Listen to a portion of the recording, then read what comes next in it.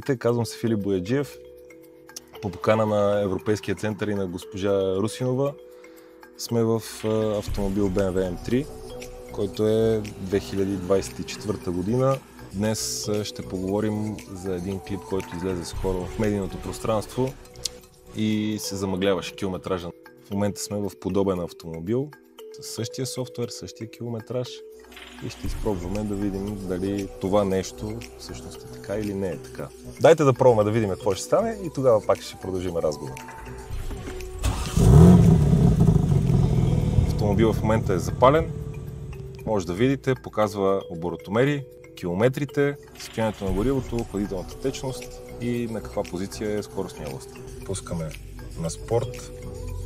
В момента колата е с изключен тракшн контрол, спортен режим, имаме километража.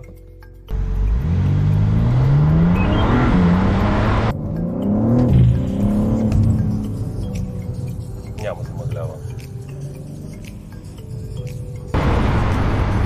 Правим втори опит за целта на изследването.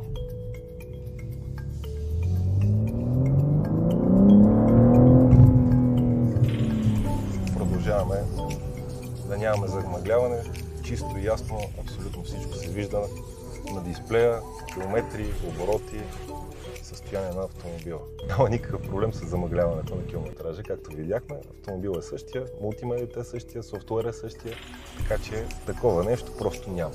Призива към младите шофьори: внимавайте къде карате, има писти, използвайте пистите за такъв тип шофиране. Не е за всеки и масово инцидентите стават от безумия, които се правят на пътя.